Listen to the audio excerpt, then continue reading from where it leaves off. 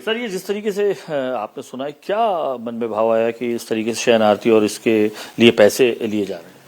बहुत संवेदनशील विषय है कि एक गरीब आदमी, गरीब भक्त को भगवान महाकाल के दर्शन के लिए पैसे देने पड़ेंगे, अन्यथा आप वो दर्शन नहीं कर सकते।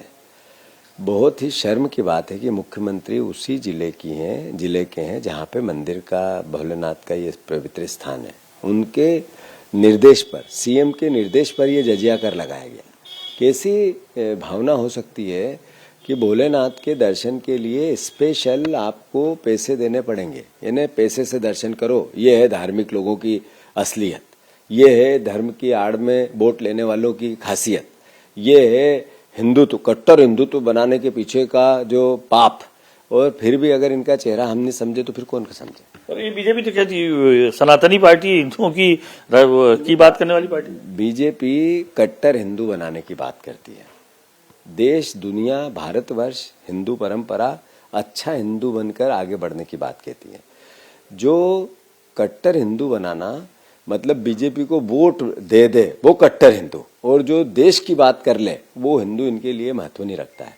तो ये जो भोलेनाथ का दर्शन पे पैसे लगाए, इनका असली चेहरा है।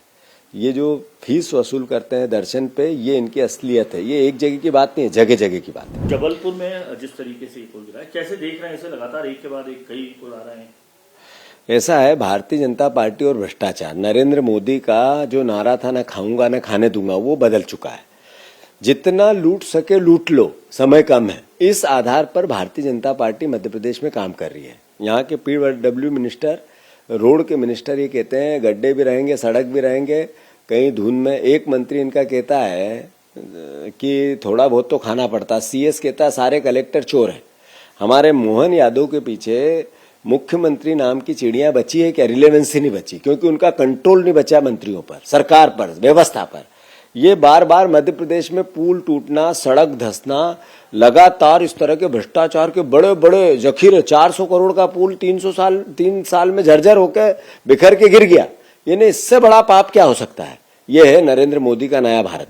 देखिए, मुगलों का जब शासन था उस समय जजिया कर लिया जाता था, तीर्थ कर लिया जाता था। आज भारतीय जनता पार्टी जैसे हिंदूवादी संगठनों की सरकार है, जो कि जिसमें कि हमारे सभी सनातन धर्मियों की सरकार कहलाती है। और अगर इन सरकारों में भी शयन आरती और जो है सुबह जो भस्म आरती है उसका अगर टैक्स लिया जाएगा या उसका शुल्क निर्धारित किया जाएगा, तो हमारे धर्म प्रेमी बंधु फिर आना बंद कर देंगे। मैं तो कहता हूं कि पूरे देश से ये VIP कल्चर भी बंद होना चाहिए। और जिस प्रकार से, क्योंकि भगवान के दरबार में राजा और रंक दोनों बरोबर है, वो उसके दरबार में जो धर्मार्थी है वो धर्मार्थी सिर्फ दर्शन करने आ रहा है। और अगर आप इस प्रकार के नियम लागू करेंगे तो मुझे लगता है कि तीर्थ यात्रियों की संख्या भी घटेगी और धर्म के प्रति लोगों की आस्था भी कम होगी। मैं हिंदुत्व समिति के अध्यक्ष नाते और संस्कृति बचाओ मंच के अध्यक्ष के नाते सरकार से मांग करता हूं, माननीय नरेंद्र मोदी जी से मांग करता हूं कि पूरे देश में जितने हमारे धर्म स्थल है, जितने तीर्थ स्थल है, क्या वहां पर अभी भी जजिया कर लागू हो रहा है? अभी भी तीर्थ कर लागू हो रहा है?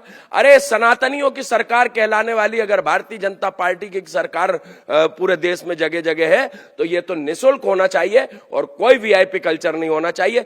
तभी जो है सनातन धर्मी इसका स्वागत करेंगे। सर, इस तरीके की बात आ रही है, महाकाल में शयन आरती और संध्या आरती के लिए भी पैसे लिए जा रहे हैं। लगातार इसका विरोध भी चल रहा है, क्योंकि धार्मिक आस्था से जुड़ी बात है। अब उसके लिए भी अगर पैसे लिए जाएंगे तो निश्चित तौर पर एक बड़ा विवाद सामने आ रहा है। क्या कहना चाहेंगे सर? निश्चित रूप से हमारी जो सरकार है वो धर्म को आगे लेके चलने वाली सरकार है। और महाकाल लोक की जिस प्रकार से प्रतिष्ठा है, तो मुझे लगता है, आप मेरे जानकारी में नहीं था, आप संज्ञान में लाए हैं, तो निश्चित रूप से मैं इस पर प्रबंधन, जो वहाँ का प्रबंधन है, उनसे बात करूँगा कि भाई किस कारण से ये शुल्क लिया जा रहा है। और निश्चित रूप से प्रबंधन से बात करके इस मामले को सुलझाने का भी काम करेंगे और प्रयास करेंगे कि ये जो शुल्क लग रहा है वो ना लगे। जी सर, आप धर्मस्व बच्ची हैं, आस्था जुड़ी हुई है, इस तरीके की बात अब जो हिंदू संगठन कर रहे हैं कि मुगलों के समय जजिया कर लगता था, अब जजिया कर और तीर्थ कर लग रहा था। अब उसी तरीके से अगर लगेगा तो आस्था कहीं ना कहीं प्रभावित हो रही है, गंभीर विषय बन जाता है ऐसे में। नहीं, इस प्रकार की कोई बात नहीं है। अभी चूंकि और इसके पहले मेरे को मालूम नहीं था कि ऐसा कुछ हो रहा है। तो अभी अपन प्रबंधन से बात करके उस मामले को सुलझाने का काम करेंगे। और इस प्रकार की बात करना कि जजिया लग रहा है, ये मुझे लगता है ये विरोधियों की नकारात्मक मानसिकता का प्रतीक है। यशस्वी मुख्यमंत्री डॉक्टर मोहन यादव जी के नेतृत्व में धर्म ध्वजा इसी प्रकार से फहराती रहे, इस दृष्टि से निरंतर हमारी सरकार काम कर रही है। शुल्क हटना चाहिए। बिल्कुल, अभी बात करेंगे और फिर आपको बताएंगे कि क्या कारण है। ये सरासर दुकानदारी चल रही है, शुद्ध शब्दों में कहें। और हम परमात्मा त्रिति नरेंद्र मोदी विचार मंच मिशन नव भारत के स्पोर्ट, आर्ट और कल्चर के अध्यक्ष के दायित्व से बोलते हैं, ऑथेंटिक बोलते हैं। ये दुकानदारी बंद होना चाहिए। ये उन श्रद्धालुओं को जो 50-50 मील से पैदल चलते हैं और नंगे पैर चलते हैं, उनका अपमान है। कोई व्यक्ति कहाँ से पैसा लाया। और ये वीआईपी जो दर्शन होते हैं, ये भी बंद होना चाहिए। हाँ, यदि रखना है तो इसका समय निर्धारित किया जाए कि वीआईपी इतने समय पे मिल सकते हैं, बाकी सामान्य जन के लिए खुला रहना चाहिए। यहाँ हिंदुओं की आस्था के साथ कुठाराघात हो रहा है और कई निराश होके जाते हैं। अच्छा, जो पैसे लेके जाते हैं वो तो अंदर घुस जाते हैं, लेकिन हमारे जैसे जो लोग जाते हैं उनको तो 1-2 सेकंड भी खड़े रह गए, वो भी दूर नंदी के पीछे, तो बहुत बड़ी बात हो गई और धक्का देते हैं। दिस इज रॉन्ग और मैं इसकी घोर शब्दों में भर्त्सना करता हूं। और मध्य प्रदेश शासन को यह चाहिए कि यह दुकानदारी बंद हो और पूरे भारत से इस तरह की दुकानदारी हो। हर जो बड़ा मंदिर है वहां पे 1000-1000, 5-5 हजार रुपया फीस लेके आगे दर्शन दिए जाते हैं। What is this nonsense.